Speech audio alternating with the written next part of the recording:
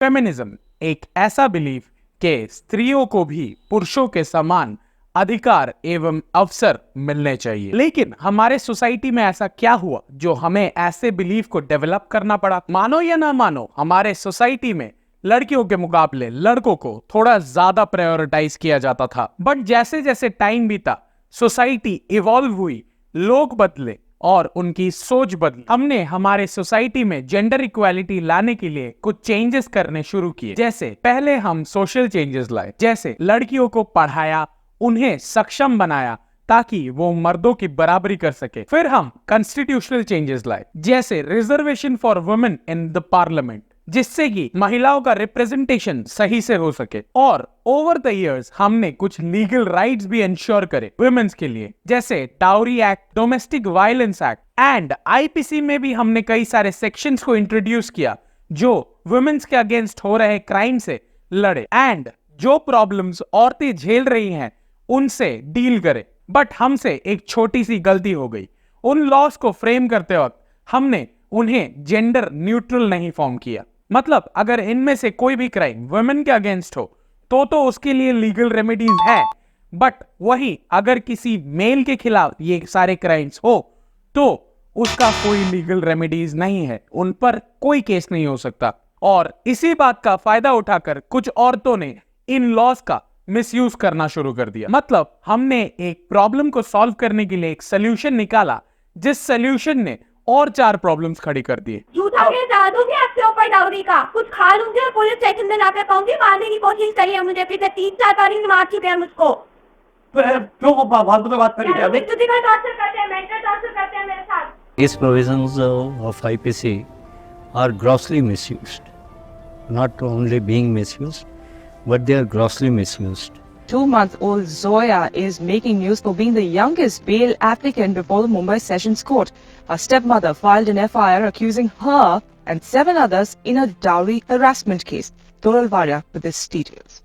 And during investigation, invariably it has been found that their names have been unnecessarily dragged into the matter, whereas they were not involved in the matter.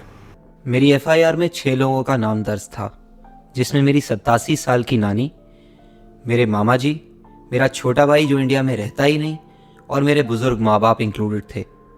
इन सब को investigation के दौरान police की तरफ से बहुत सारी यातनाएं झेलनी पड़ी, जिसके अंदर मेरी नानी तक को बुलाया गया और इनके खिलाफ केस क्वैश कराने के लिए मुझे सुप्रीम कोर्ट तक जाना पड़ा। Provision of 498A has been grossly abused and misused. तो हमारा कहना ये है कि दहेज के मुकदमे 99% फर्जी है, 99% फर्जी। और यहाँ महिलाएं भी आके हमसे बताती है कि हमने तो दबाव बनाने के लिए मुकदमा किया है। My entire family is into this. I have lost not only my number of years, my career, my job, even everything. I have lost it. जब इन लोगों ने मुझसे 10 लाख रुपए की डिमांड करी, मैं कहीं भी पूरा नहीं कर सकता था। मेरे पास कोई औलाद ऐसे थी मेरी कि मैं वो पैसा इनको ला के दे सकता हूँ। इन लोगों ने अपनी तिथि रख दिया थी, उसको अच्छा दिया, मेरे खिलाफ छूटा इस पड़ोसी का केस डाला। ये है दिल्ली के शिव कुमार, जो घर घर न्यूज़पेपर डिलीवरी करते थे। लेकिन अनफॉर्चुनेटली उनका एक दिन एक्सीडेंट हो जाता है जो उन्हें डिसेबल्ड कर देता है, और तो और उस एक्सीडेंट की वजह से उनको एक पैरालिटिक अटैक भी आता है।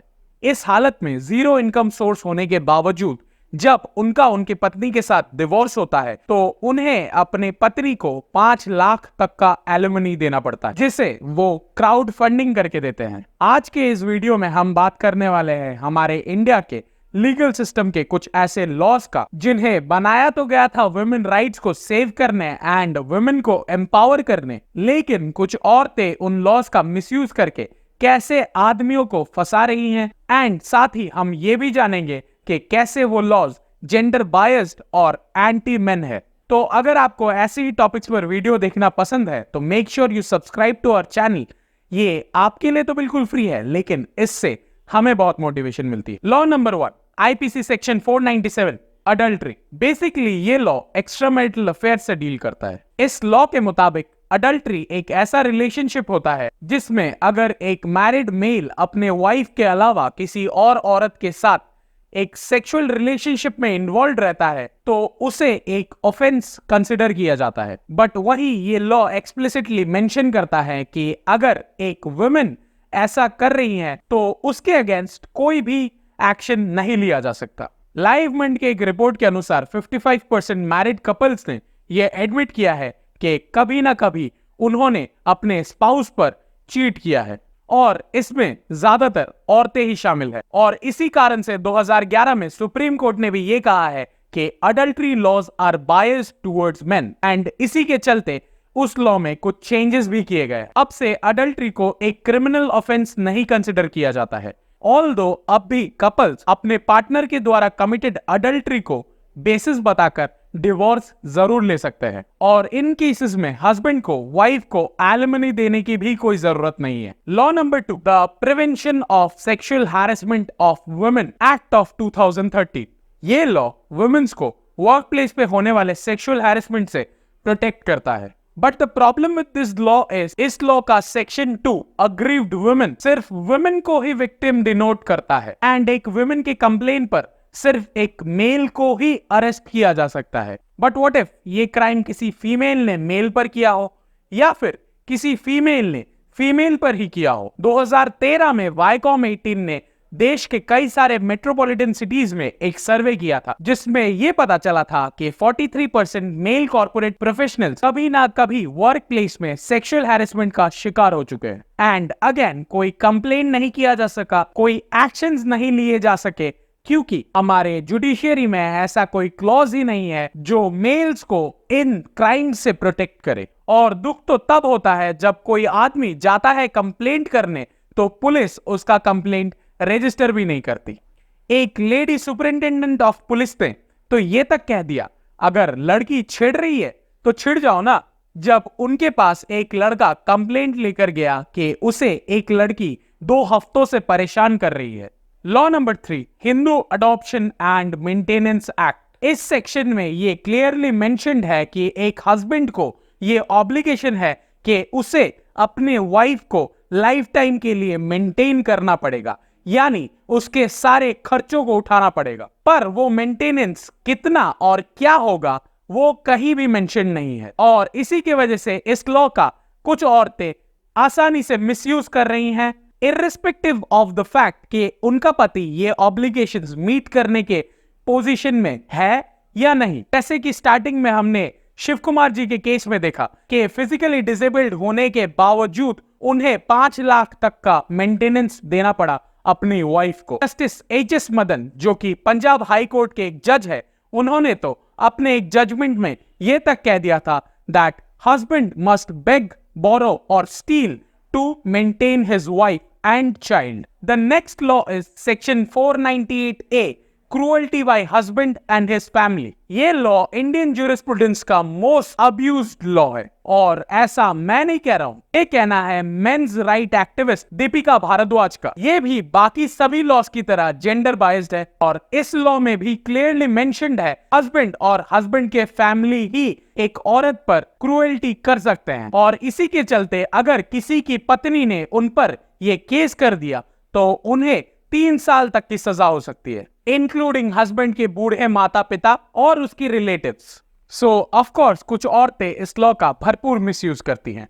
इनफैक्ट ये केसेस इतने बढ़ गए हैं कि 2015 में सुप्रीम कोर्ट ने भी ये एक्नॉलेज किया है कि सेक्शन 498A के अंडर कई सारे फॉल्स केसेस रजिस्टर किए जाते हैं और इसी वजह से सीनियर सिटीजन्स को भी जेल जाना पड़ता है। और तो और सुसाइड के नंबर्स में भी एक बहुत बड़ा उछाल आया है इन केसेस के बदौलत। 2015 में मिनिस्टर ऑफ होम अफेयर्स ने लोकसभा में ये एक्नॉलेज किया था कि 2011 से लेकर 2013 तक कुल 31,292 केसेस रजिस्टर किए गए सेक्शन 498A के अंडर, जो कि फेक थे। Next problematic law is domestic violence act 2005।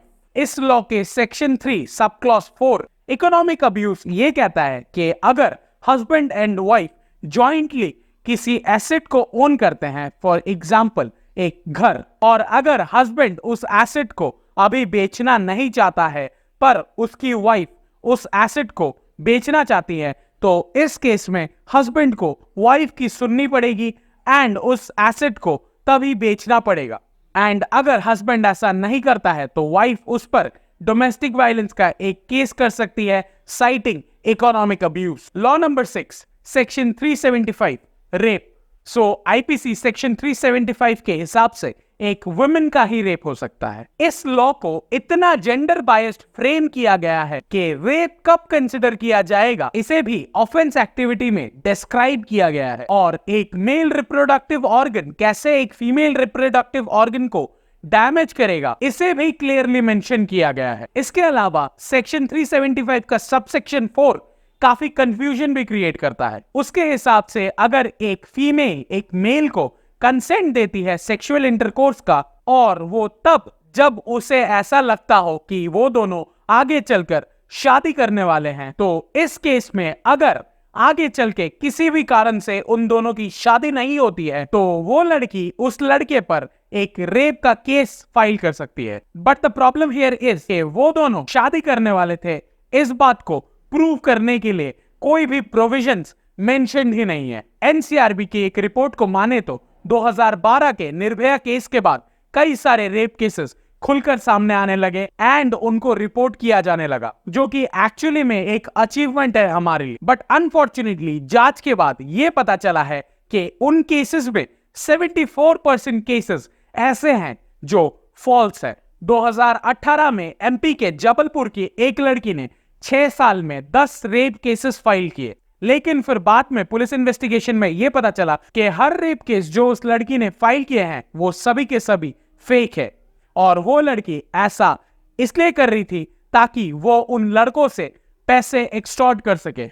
Next problematic law is section 376D, gang rape. इस सेक्शन में भी मैन को ही एज एन एबिटर रखकर फ्रेम किया गया है। इन लॉज के हिसाब से वुमेन रेप कर ही नहीं सकती, लेकिन पिछले ही साल 2022 में एक ऐसा केस सामने आया जहां 4 लड़कियों ने मिलकर एक आदमी का गैंग रेप किया। बट क्योंकि हमारे जुडिशरी में ऐसा कोई लॉ एग्जिस्ट ही नहीं करता जो मेन को रेप के अगेंस्ट प्रोटेक्ट करे और वुमेन्स को एज ए रेपिस्ट कन्विक्ट करे, इसीलिए जब भी ऐसा कोई क्राइम अगेंस्ट मेन होता है तो उसे सिर्फ सेक्शन 377 अननेचुरल ऑफेंसेस के अंडर ही ट्रीट किया जाता है, जिसमें मैक्सिमम सजा 10 साल की है।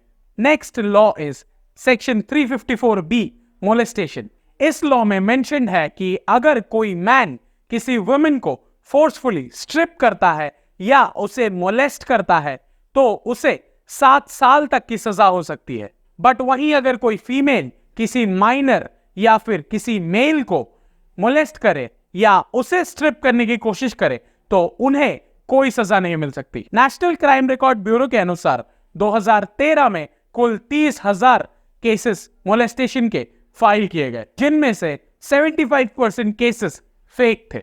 अगला लॉ है 354, आउटरेजिंग मॉडेस्टी, यानी किसी को डिसरिस्पेक्ट करना। इस लॉ का सबसे बड़ा लूप होल है कि इसमें वर्बल अब्यूज को भी काउंट किया जाता है, यानी अगर किसी लड़की के साथ आपका झगड़ा हुआ तो वो लड़की आप पर आउटरेजिंग मॉडेस्टी का केस कर सकती है एंड आप इस मामले में कुछ नहीं कर सकते। जुलाई 2023 में एक ऐसा केस सामने आया जहां एक गर्लफ्रेंड ने अपने बॉयफ्रेंड पर आउटरेजिंग मॉडेस्टी का केस कर दिया बिकॉज उनके बीच एक झगड़ा हुआ, एंड बाद में जब इन्वेस्टिगेशन किया गया उस लड़की ने यह केस इसलिए किया ताकि वो अपने बॉयफ्रेंड को सबक सिखा सके। लाइक एवरी अदर लॉ, इस लॉ में भी वुमेन्स को ही ऐसे क्राइम के अगेंस्ट प्रोटेक्शन दिया गया है, यानी अगर एक लड़की चाहे तो कितनी भी बार आपकी माँ बहन को याद कर सकती है, आपकी मोडेस्टी को हर्ट कर सकती है एंड आप उसका कुछ नहीं बिगाड़ सकते। Law number 10, 354C, voyeurism. Voyeurism का मतलब है किसी का प्राइवेट वीडियोस और फोटोज लेना जब वो नेकेड हो। इस लॉ में भी मेन को ही ऑफेंडर अज्यूम किया गया है, यानी कि अगर कोई आदमी किसी लड़की के नेकेड फोटोज या वीडियोस लेता है तो उस पर लड़की चाहे तो ये केस कर सकती है एंड उस आदमी को इस लॉ के अंडर सजा दिला सकती है। लेकिन वही कोई लड़की अगर किसी लड़की के ऐसे प्राइवेट फोटोज या वीडियोस ले तो उस पर कोई केस नहीं हो सकता, उसे लीगली कोई पनिशमेंट नहीं दिया जा सकता। हाल ही में आपने कई सारे वीडियो कॉल स्कैम्स के बारे में तो जरूर सुना होगा, जहां रैंडम गर्ल्स लड़कों को वीडियो कॉल करती हैं एंड सेक्सुअल एक्ट्स परफॉर्म करती हैं एंड उस पूरे कॉल का रिकॉर्डिंग बनाकर उसे ब्लैकमेल करती हैं। आइडली इन केसेस में ब्लैकमेलिंग के साथ साथ वॉयरिज्म का भी केस होना चाहिए, but as in video calls के ऑफेंडर्स गर्ल्स होते हैं तो उन पर वॉयरिज्म का कोई केस नहीं हो सकता। नाउ अगला प्रॉब्लमेटिक लॉ है सेक्शन 354D, स्टॉकिंग। इंडिया में हर घंटे एक स्टॉकिंग का केस रिपोर्ट किया जाता है और इसीलिए आईपीसी सेक्शन 354D स्टॉकिंग के अगेंस्ट वुमेन्स को प्रोटेक्ट करता है। और इस लॉ में ये मेंशन्ड है कि अगर कोई लड़का किसी लड़की को उसके विल के बगैर फॉलो करता है या कांटेक्ट करने का कोशिश करता है एंड अगर वो लड़की उस लड़की को क्लियर इंडिकेशंस ऑफ डिसइंटरेस्ट दिखाती है तो वो लड़की चाहे तो उस लड़के पर स्टॉकिंग का एक केस कर सकती है। बट प्रॉब्लम यह है कि इस लॉ में क्लियर इंडिकेशंस ऑफ डिसइंटरेस्ट को डिफाइन ही नहीं किया गया है। और तो और अगर एक लड़का किसी लड़की को इंटरनेट या इलेक्ट्रॉनिक कम्युनिकेशन मीडियम जैसे सोशल मीडिया पर भी मॉनिटर करता है या लाइक या इंटरेक्ट करता है, तब भी वो लड़की उस लड़के पर केस कर सकती है। पर वही सेम चीज अगर एक लड़की करे किसी लड़के के साथ तो उस पर लीगली कोई एक्शन नहीं हो सकता। अब मैं ऐसा बिल्कुल नहीं कह रहा हूं कि हमें इन सभी लॉज को स्क्रैप ऑफ कर देना चाहिए, नहीं, ये लॉज हमारे सेफ्टी के लिए ही है, बट इन्हें जेंडर न्यूट्रल लैंग्वेज में रीड्राफ्ट जरूर किया जा सकता है। जहां मर्दों को ही ऑफेंडर अज्यूम किया गया है वहां दोनों जेंडर्स को इक्वली ट्रीट करना चाहिए, बिकॉज ऑफेंडर और विक्टिम कोई भी हो सकता है, चाहे वो मेल हो या फीमेल। अब जो भी लड़कियां इस वीडियो को देख रही हैं, मैं आप सभी से ये कहना चाहूंगा कि please be a little more sensible. ये सब जो भी हो रहा है इसका मेंस के मेंटल हेल्थ पर एक बहुत एडवर्स अफेक्ट हो रहा है और हर साल इन फॉल्स केसेस से परेशान होकर कई सारे आदमी ऐसे हैं जो सुइसाइड कर रहे हैं। एक आदमी पर जब ये केसेस लगते हैं तो उसका सोशल इमेज तो खराब होता ही है, साथ ही उसे जॉब से निकाल दिया जाता है और तो और उसके रिलेटिव्स भी अपने आप को उससे डिसएसोसिएट कर लेते हैं। इस वीडियो को बनाने के पीछे हमारा मकसद साफ है। हम ये नहीं बोल रहे हैं कि क्राइम अगेंस्ट वुमेन नहीं हो रहा है हमारे देश में, हम बस ये बोल रहे हैं कि जो इससे रिलेटेड कानून है उनका कुछ लोग गलत फायदा उठा रहे हैं, कई लोगों की जिंदगी बर्बाद हो रही है और ये प्रॉब्लम बढ़ती ही चली जा रही है। तो अगर आप इस वीडियो में बोले गए बातों से सहमत है तो मेक श्योर आप इस वीडियो को शेयर करें एंड इस वीडियो को लाइक करना, हमारे चैनल को सब्सक्राइब करना बिल्कुल ना भूलें।